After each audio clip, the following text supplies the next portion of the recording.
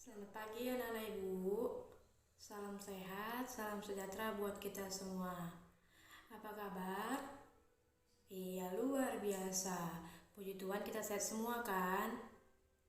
Kelas, sebelum kita memulai pembelajaran kita pada hari ini, seperti biasanya kita berdoa. Mari kita berdoa menurut agama dan kepercayaan kita masing-masing. Berdoa dimulai. Berdoa selesai. Oke, sebelum kita memulai materi kita hari ini, ibu absen dulu ya. Kalau ibu panggil, bilang hadir ya. Priscila, hadir bu. Santi, hadir bu. Doni, hadir bu. Siska, hadir bu. Novel, hadir bu. Kiki, hadir bu. Oke, semuanya hadir ya. Baiklah, sekarang kita memulai materi kita. Materi kita apa hari ini anak-anak? Iya, materi kita hari ini yaitu tentang menulis surat. Siapa yang tahu di sini surat? Ayo tunjuk tangan. Ya, coba Kiki, apa itu surat nak? Ya, pintar. Nah, surat itu juga bisa dibilang sarana komunikasi ya. Ayo, siapa lagi yang tahu? Siska, apa nak? Iya, surat juga bisa untuk menyampaikan informasi kepada orang lain. Iya, semua anak ibu pintar ya. Beri aplaus kepada anak-anak ibu. Ayo, semua pada pintar-pintar ya.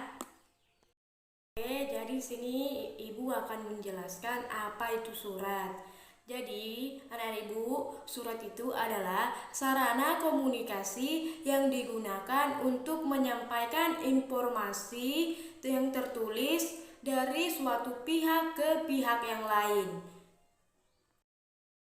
Nah, sekarang ibu mau bertanya, informasi itu berupa seperti apa sih? Ada yang tahu? Ya, jika belum ada yang tahu, di sini Ibu akan memberitahukan bahwa informasi itu berupa pemberitahuan, pernyataan, perintah, permintaan atau permohonan ataupun laporan. Oke, selanjutnya kita ke fungsi surat. Nah, anak-anak Ibu, siapa yang tahu apa saja fungsi surat? Iya, coba Santi. Apa nak fungsi surat? Sebagai alat sarana komunikasi bu. Iya, pintar. Siapa lagi yang tahu? Sebagai apa nak? Doni, ayo nak. Sebagai alat apa nak? Alat menyampaikan pemberitahuan atau permohonan. Iya, semua anak-anak ibu pintar ya. Semua jawaban kalian benar. Jadi di sini ibu akan menyebutkan apa-apa saja fungsi dari surat. Yang pertama itu sebagai sarana komunikasi. Yang kedua sebagai alat untuk menyampaikan pemberitahuan atau permintaan atau permohonan sebab pikiran atau gagasan. Yang ketiga itu sebagai bukti tertulis. Yang keempat sebagai alat untuk mengingat. Yang kelima sebagai bukti historis. Yang keenam itu sebagai pedoman kerja. Selanjutnya kita ke jenis-jenis surat. Ada berapa jenis surat anak-anak ibu? Ada banyak bu. Ya, apa saja nak? Surat pribadi, surat untuk mengirim pesan kepada teman bu. Terus apa lagi anak-anak? Surat untuk mengirim surat kepada orang tua bu. Oke, terima kasih atas jawabannya ya anak-anak. Jadi surat itu dilihat dari segi bentuk, isi dan bahasanya. Surat digolongkan ada 3 jenis. Yang pertama itu surat pribadi. Yang kedua surat dinas. Yang ketiga surat niaga. Siapa yang tahu surat pribadi? Ayo, siapa yang tahu? Tidak ada yang tahu anak-anak ibu? Oke, kalau tidak ada yang tahu, ibu langsung saja menjelaskan apa itu surat pribadi. Surat pribadi itu adalah satu bentuk surat menyurat yang ditulis seseorang sebagai pribadi dan tidak berkaitan dengan kedinasan. Sudah mengerti anak-anak ibu? Oke, ya surat pribadi itu surat kita sendiri ya, yang kita sampaikan kepada contohnya teman, keluarga. Ya, sudah mengerti kan anak-anak ibu? Oke. Bagian-bagian dari surat pribadi apa saja sih anak-anak ibu? Ada yang tahu? Ya, tidak ada yang tahu ya. Jadi bagian-bagian surat pribadi itu ada 9. Yang pertama itu tempat, tanggal, bulan, tahun penulisan surat.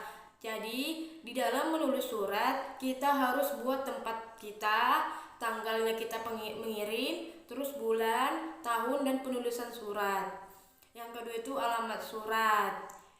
Yang ketiga salam pembuka. Yang keempat kalimat pembuka. Yang kelima isi surat. Yang keenam kalimat penutup. Yang ketujuh salam penutup. Yang kedelapan tanda tangan. Yang kesembilan nama pengirim. Anak-anak ibu sudah tahu bagaimana bentuk contoh dari surat pribadi? Belum tahu kan? Mari kita perhatikan contoh surat pribadi berikut.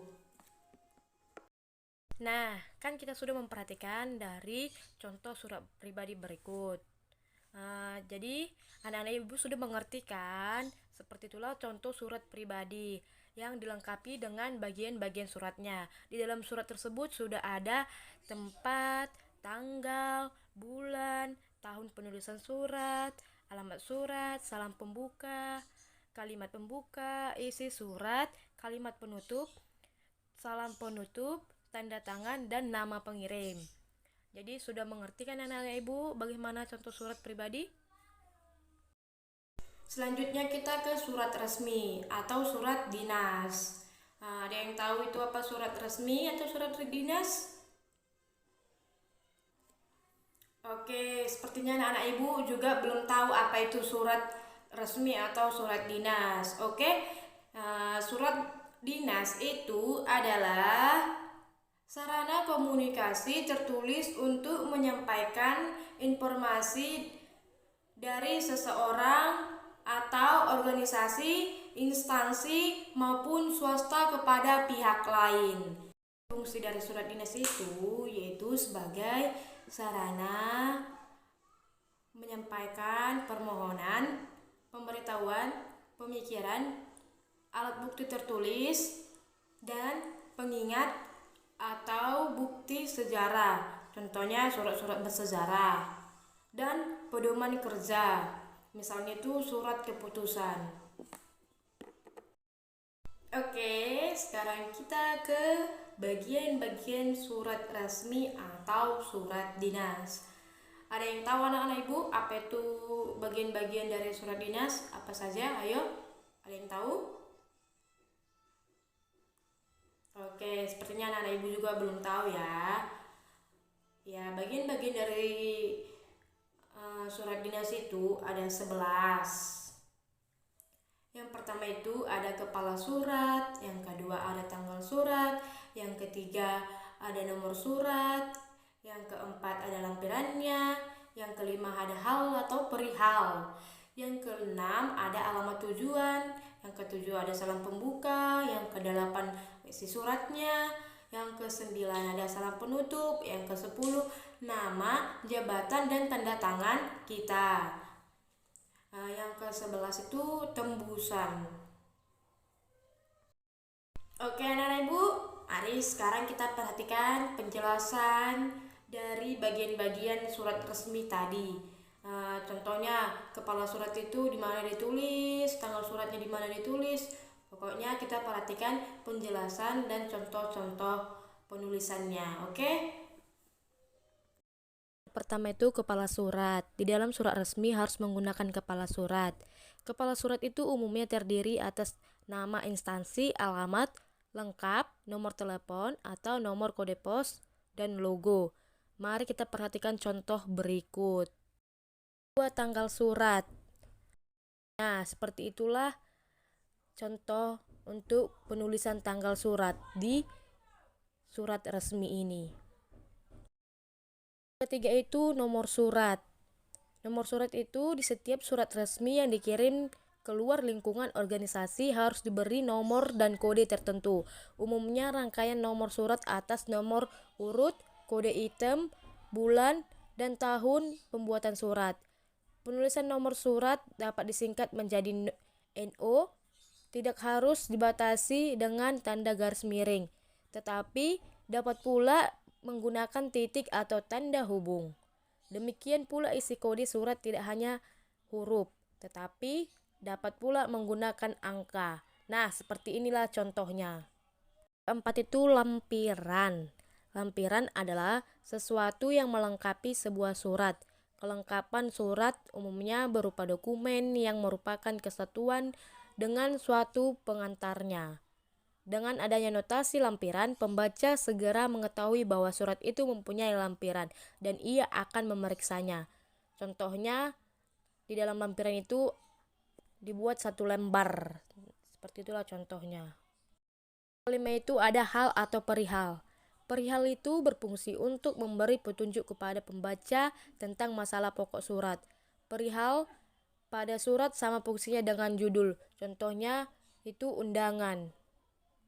6 itu alamat tujuan. Contohnya itu kepada yang terhormat Direktur PT Maju Jalan D5 nomor 10 Jakarta. Nah, seperti itulah contohnya. 7 itu salam pembuka. Nah, contohnya itu dengan kata-kata mengucapkan dengan hormat atau kepada yang terhormat. Yang ke-8 itu isi surat. Isi surat itu tergantung dari keperluan surat tersebut dibuat. Bisa berupa surat undangan, surat pemberitahuan, surat permohonan bantuan, surat izin, dan sebagainya. 9 itu ada salam penutup. Contohnya itu hormat kami, salam hormat. 10 itu nama, jabatan, dan tanda tangan. Nama, jabatan, dan tanda tangan yang bertanggung jawab atas isi surat. Nah, yang ke-11 itu tembusan. Nah, mungkin anak-anak ibu tidak mengerti atau belum paham apa yang dimaksud dengan tembusan di dalam mengisi surat. Nah, tembusan itu adalah seseorang yang dianggap perlu mengetahui tentang isi surat tersebut. Contohnya itu kepada siapa kita mengirimkannya, misalnya kepada ketua LKMD atau Desa Kalipucang Kulon. Yang kedua itu kepada ketua BPD atau Desa Kalipucang Kulon. Nah, tadi anak ibu sudah memperhatikan bagian-bagian dari surat resmi atau surat dinas. Nah, sekarang kita selanjutnya ke surat niaga. Ada yang tahu anak ibu apa itu surat niaga? Oke, sepertinya juga anak-anak ibu belum ada yang mengerti bagian-bagian atau jenis-jenis surat ya. Oke, jadi surat niaga itu adalah surat yang sering dipergunakan orang atau badan yang menyelenggarakan kegiatan usaha niaga seperti perdagangan, perindustrian, dan usaha jasa. Oke, macam-macam surat niaga apa saja sih? Iya, macam-macamnya seperti surat penawaran, surat pengaduan, surat pesanan, surat pengiriman, surat pembayaran barang, surat penagih,an dan sebagainya. Nah, materi kita pada hari ini sudah selesai anak-anak ibu. Kesimpulannya yaitu kita sudah mengetahui apa itu surat dan jenis-jenis surat serta bagian-bagian dari surat. Terima kasih atas waktunya pada hari ini.